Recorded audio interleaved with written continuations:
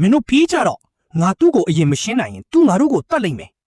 အနားယူထားတဲ့စနိုက်ပါသမားဟောင်းတယောက်ပြီးဂျက်ဟာကားမောင်းသမားကိုတစ်ချက်ထင်းနဲ့အပြတ်အသက်ဖြစ်ခတ်နိုင်ခဲ့ပေမဲ့သူ့ရဲ့ဒုတိယမြောက်ကြီးဆန်ကပိုလို့တောင်အန်ဒီယေများသွားတယ်ဆိုတာကိုသူသတိမထားမိခဲ့ဘူး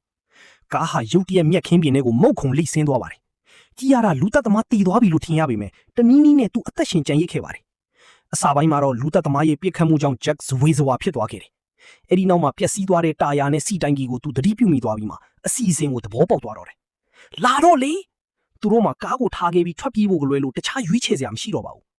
ခဏကြာရှာဖွေပြီးနောက်မှာတော့ဂျက်နဲ့မီဂွယ်တို့ဟာအနီးနားကခြံဝင်းတစ်ခုထဲမှာပုံအောင်ဖို့ဆုံးဖြတ်လိုက်ကြတယ်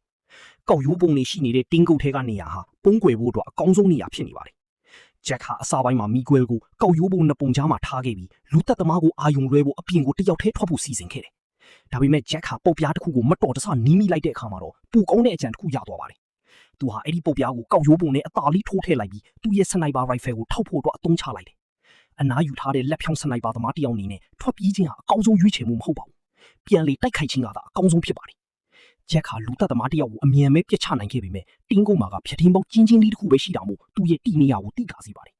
ဂျက်ဟာအခြားထွက်ပေါက်တစ်ခုလိုအပ်တယ်ဆိုတာကိုသိလိုက်တယ်သူကမီးခွဲကိုခေါ်ထုတ်လိုက်ပြီးအစီအစဉ်ကိုရှင်းပြလိုက်တယ်30အထိရေတွက်ပြီးအပြင်ကိုနှစ်ချက်အမြင်ပြက်လိုက်ဖို့ပါအစင်းသိမယ်အခုစပြီးရေတွက်တော့လူပြောပြီးဂျက်ဟာလှေကားကနေတစင်ပထမထပ်ကိုဆင်းသွား